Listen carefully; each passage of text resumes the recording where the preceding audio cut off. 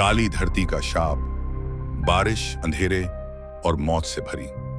3 दोस्त, रघु, सुमित और आयशा, शहर की भागदौड़ से दूर कुछ रोमांच की तलाश में उत्तर भारत के एक घने जंगल में कैंपिंग के लिए निकलते हैं। यह जंगल किसी समय राजा महाराजाओं का शिकारगाह था, लेकिन अब वीरान और डरावना हो गया है। बारिश की रात जब बिजली कड़क रही थी और हवा चीख रही थी, तीनों ने एक पुराना रास्ता देखा जो एक दलदल की ओर जाता था।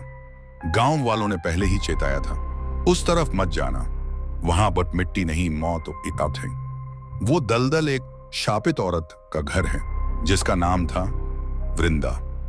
वृंदा कभी एक सुंदर युवती थी जिसे गांव के जमींदार ने धोखा दिया, शादी का झांसा देकर उसका शोषण किया, और जब वो गर्भवती हुई तो लोगों के डर से उसे दलदल में फेंक दिया।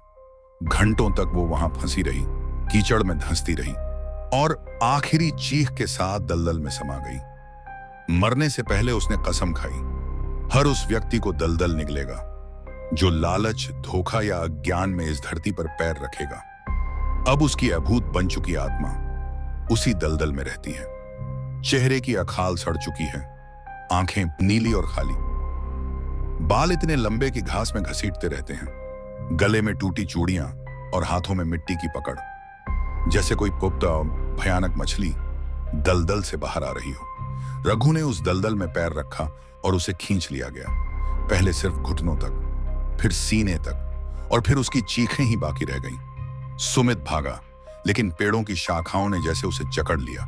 वृंदा की आत्मा वो उसके सामने प्रकट हुई। मुझे सिर्फ शांति चाहिए या तेरी सांसें। ईशा, जो दिल से साफ थी, वृंदा से माफी मांगती है। वृंदा उसे जाने देती है, लेकिन हर बारिश की रात दलदल फिर से खुलता है।